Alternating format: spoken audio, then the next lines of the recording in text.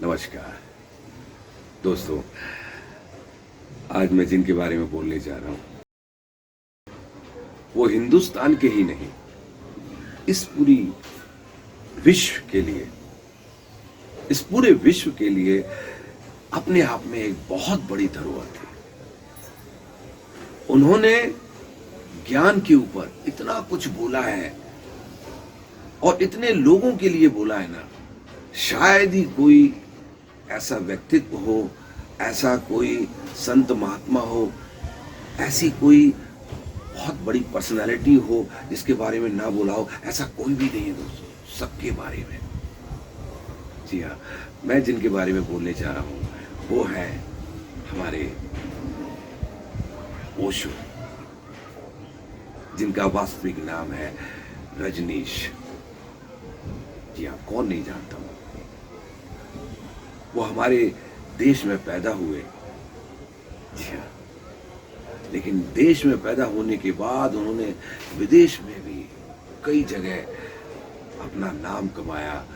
कितने सारे लोग उनके फॉलोअर्स हैं, उनके अनुयायी हैं, ये कहना मुश्किल है दोस्तों। अनगिनत हर जगह उन्होंने ज्ञान का जो भंडार है वो जैसे खोल दिया हो, अंदर से ज्ञान की गंगा बहा दी उन्होंने। यहाँ दोस्तों, और मैं क्या बताऊं, मैं जब भी उन्हें पढ़ता हूं तो मैं भी अंदर से एक आध्यात्मिक यात्रा की तरफ निकल पड़ता हूं। उन्होंने इतना कुछ कहा है और इतने अच्छे ढंग से कहा है ना कि आप यूं तो आपने कई गीताएं पढ़ी होंगी, कई लोगों ने गीता के ऊपर बोला है, प्रवचन दिया है, कई लोगों ने गीता लिखी है, मगर ओशो की जो गीता है ना वो अपने आप में बेजोड़ है। उन्होंने एक एक श्लोक का इतना मार्मिकता से चित्रण किया है, इतनी मार्मिकता से उसका दर्शन दिया है ना, ओहो। मैंने जब पढ़ना शुरू किया था गीता तो मैं पढ़ता ही चला गया था। जब पहला श्लोक शुरू होता है, भगवान कृष्ण अर्जुन से कहते हैं, तो पहला श्लोक है ना, धर्म क्षेत्र कुरुक्षेत्र। जब वो गांडीव रख देता है अर्जुन, यहां से गीता शुरू होती दोस्तों। वो हताश निराश अपने अस्त्र शस्त्र सब छोड़ देता है, बोले मुझे नहीं लड़ना। जी हाँ, वो एकदम निराशा में डूब जाता है। मैं किनके खिलाफ लड़ रहा हूं? मैं जिनके खिलाफ लड़ रहा हूं वो तो मेरे अपने हैं, चाचा मामा काका ताऊ भाई भतीजे, मेरे गुरुजन, मेरे स्वजन। इनके खिलाफ लड़के मुझे क्या मिलना है? इनको मार के मैं जीत भी जाऊंगा तो ऐसा राज्य लेके मुझे क्या मिलेगा? उनकी मृत्यु पर, उनके शवों पर मैं राज्य करूं? नहीं। प्रभु भगवान कृष्ण से बोले मुझे नहीं चाहिए ऐसा राज्य। उन्होंने गांडीव रख दिया। जी हाँ, उन्होंने यहां से शुरुआत की अर्जुन को समझाने की, अर्जुन लड़ाई में कोई किसी का नहीं है, कोई किसी का नहीं है। तू लड़, तू हार भी गया तो भी तेरा नाम होगा एक विजेता की तरह, कि तू धर्म युद्ध में कम से कम लड़ा तो तेरा नाम वीरता की लिस्ट में होगा, और जीत गया तब तो तेरा राज्य है, ये सारा साम्राज्य तेरा ही है।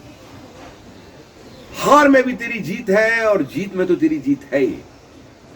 दोस्तों, आप समझते हैं, जब भगवान स्वयं जिसकी बागडोर अपने हाथ में ले लें तो उसका उत्थान तो वैसे ही हो जाना है, उसकी जीत तो वहीं तय हो गई है। जब उन्होंने किसी का भार अपने हाथ में ले लिया तो यहां से गीता शुरू होती है। और इसके बारे में ओशो ने जो चित्रण किया है ना, उनका जो गीता दर्शन है ना, कई भागों में दोस्तों ये गीता है उनकी, भाग 1 2 3 4 से लेकर, जब आप पढ़ेंगे तो आप पढ़ते चले जाएंगे। बाकी तो बहुत सारी किताबें उनकी किताब जब आप पढ़ेंगे, अष्टावक्र गीता जिसे महागीता कहते हैं, ओ। फिर चीन के एक बहुत बड़े दार्शनिक ताओ उपनिषद, ओहो मैं क्या कहूं, नानक जी के ऊपर, दादू फरीद, कबीर, मीरा, कितने नाम हो गए। सबके ऊपर उन्होंने जो बोला है ना, वो जो बोला है, वो जो पढ़ेंगे जब आप, तो आपको लगेगा हा हा हा, आप जैसे कि उस इमोशन में, उन भावनाओं में आप भी बहते हुए चले जाएंगे, बह जाएंगे दोस्तों। वहां से पता लगता है कि ओशो कौन थे, क्या कह गए, किस लेवल पे थे वो। दोस्तों जब यहाँ बहुत प्रख्यात हो गए, बहुत विख्यात हो गए, यहाँ भी उनके बहुत फॉलोअर्स हो गए थे, लेकिन जब वो बाहर की तरफ रवाना हुए, बाहर माने अमेरिका में, उनके इतने शिष्य हो गए थे कि वो उन्हें लेकर अमेरिका चले गए। अमेरिका में उन्होंने अपना एक शहर बसा लिया, रजनीशपुरम, अलग एक। वहां उनके हजारों हजारों शिष्य हो गए थे और वो लोग उनको इतना मानते थे ना, उनके साथ ही नाचते गाते थे, उन्हीं के साथ ज्ञान को ग्रहण करते थे, मेडिटेशन करते थे। कितनी सारी तो उनकी मेडिटेशन की विधियां हैं, 112 विधि की, जो उन विधियों में से 112 खास विधियां हैं, वो बुक मेरे पास भी है। किस तरह से ध्यान को लगाना है, कहां लगाना है, ध्यान है क्या। दोस्तों आपको पता ही है कि ध्यान क्या है, मैं फिर भी बता देता हूं। उन्हीं की एक विधि में से जो मैंने पढ़ा, मैं आपको बताता हूं। ध्यान है अमनी दशा, जहां मन ना हो, थॉटलेस, जहां कोई विचार ना हो, विचार शून्यता को ध्यान कहते हैं, मेडिटेशन कहते हैं। ये मेडिटेशन का मुख्य बिंदु है। और मैं शायद यही वो कारण था जिसकी वजह से मैं आपको ओशो के ऊपर कुछ बताने के लिए मजबूर हुआ। उन्होंने तो बहुत कुछ कहा है, ज्ञान, लेकिन दोस्तों आजकल की भागदौड़ की जिंदगी में ज्ञान कौन लेना चाहता है? किसी को जरूरत महसूस ही नहीं होती। मुझे बड़ा ताज्जुब होता है ये सोच के कि आप ज्ञान जैसी इतनी इंपॉर्टेंट चीज जिसे भगवान ने जरूरत समझा, तभी तो उन्होंने दोस्तों कुरुक्षेत्र में लड़ाई के मैदान में बीचों बीच जाकर अर्जुन को ये संदेश दिया, ये उपदेश दिया। और कहते हैं कि ये संदेश और उपदेश नहीं, ये आदेश था, ये ज्ञान दिया। दोस्तों क्या आप सोच सकते हैं लड़ाई में कोई ज्ञान दे सकता है? दोनों तरफ वार छिड़ाओ, मरने मारने पे उतारू हो दोनों एक दूसरे के लिए, और वहां भगवान बीच में जाकर ज्ञान दे रहे हो। सोचो, कहते हैं वहां टाइम भी रुक गया था। जी हाँ, 45 मिनट ऐसा कहा जाता है कि जब उन्होंने गीता कही तो 45 मिनट समय भी रुक गया था। फिर जब भगवान ने गीता कह दी, देन फिर वहीं से समय स्टार्ट हुआ, शुरू हुआ। तो ज्ञान की जरूरत जब भगवान को आवश्यकता हुई, भगवान ने समझी इस चीज की जरूरत कि ज्ञान कितना आवश्यक है, कितना इंपॉर्टेंट है, जो कि कहीं भी दिया जा सकता है, कभी भी, किसी भी। उस युद्ध क्षेत्र में भगवान ने अर्जुन को ज्ञान दिया। तो दोस्तों क्या हम लोग को ज्ञान की जरूरत नहीं हुई? जब भगवान को महसूस हुई इस ज्ञान की जरूरत, तो आप और हमको नहीं। लेकिन इंसान इस आपाधापी में भूल ही गया है कि ज्ञान जैसी कोई चीज भी है और इसकी जरूरत भी है। बताइए, इतनी बड़ी चीज और हम ना पढ़ते हैं, ना किसी आध्यात्मिकता की ओर जाते हैं, ना कोई ऐसी बात हमारे ध्यान में आती है। क्यों? तो दोस्तों मुझे यही कहना था कि ओशो जो थे, उन्हें ये जरूरत महसूस हुई, तभी उन्होंने सभी दुनिया में जितने भी लोग हैं सबके ऊपर कहा, सबके ऊपर उन्होंने, और ऐसा कहा ना कि आप जब उनकी बुक्स पढ़ेंगे तो आप पढ़ते चले जाएंगे। दोस्तों मैं आपको एक बात और बताना चाहूंगा, वो ये कि उनका जो घर था ना, जहां वो बैठते थे, जो उनका रूम था, जो हॉल था ना, वो सारा किताबों से भरा हुआ था, चारों तरफ किताबें किताबें, और बीच में ओशो बैठते थे, रजनीश, आचार्य रजनीश उन्हें कहते थे। वो बीच में बैठते थे, उनकी इतनी सारी किताबें होती थी, और जिस स्पीड से वो पढ़ते थे ना, कहते बहुत स्पीड से वो पढ़ जाते थे। कहते उन्होंने पता नहीं कितनी लाख किताबें उन्होंने पढ़ डाली।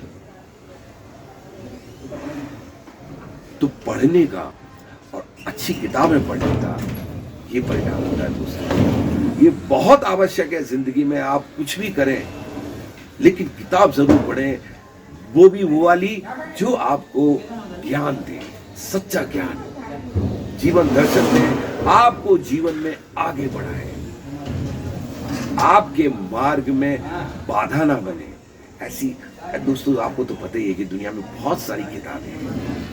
कई बार तो इंसान को ये पता ही नहीं होता कि वो पढ़े क्या। इतने सारे ऑथर हैं, इतने सारे राइटर हैं, नहीं पता चलता।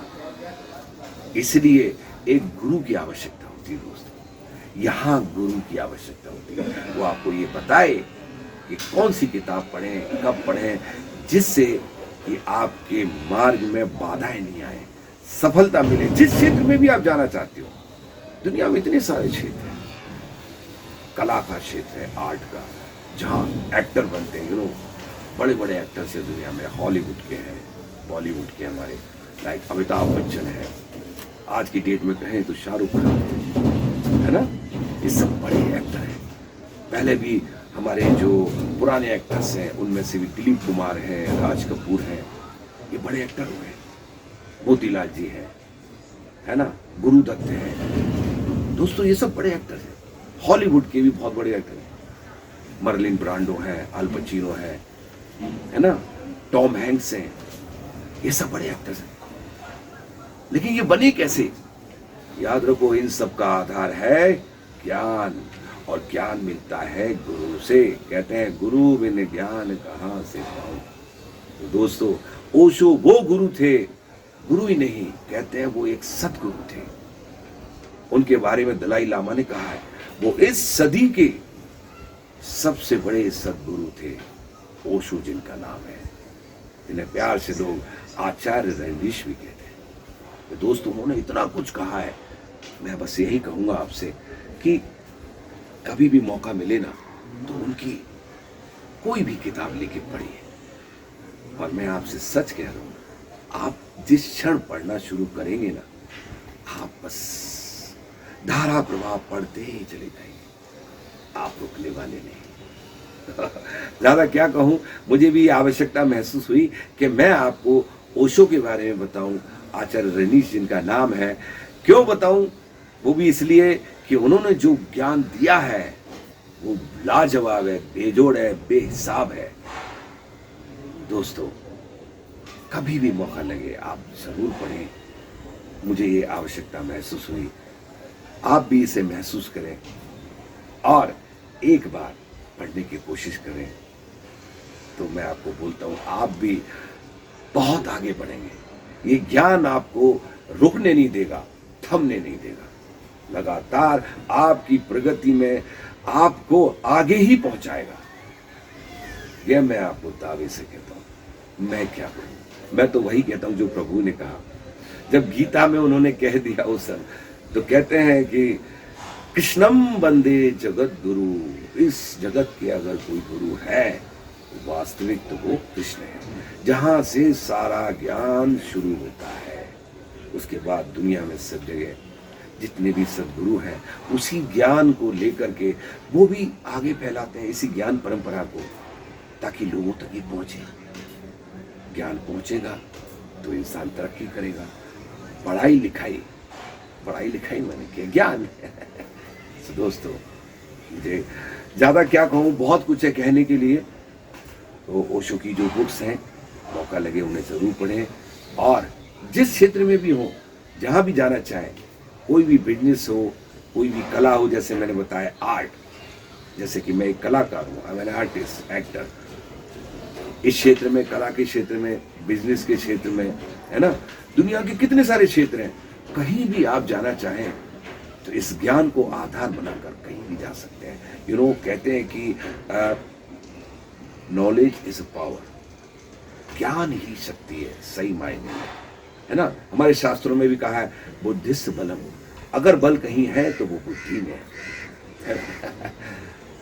तो क्या कहूं मैं, अभी बस इतना कहते हुए मैं इस पार्ट को यहीं खत्म करता हूं।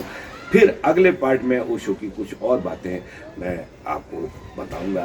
सो टिल देन, तब तक सबको राधे राधे, नमस्कार। तो दोस्तों इस तरह के और अधिक वीडियोस देखने के लिए हमारे इस चैनल को सब्सक्राइब करें, लाइक करें, कमेंट करें और बेल आइकन दबाना ना भूलें।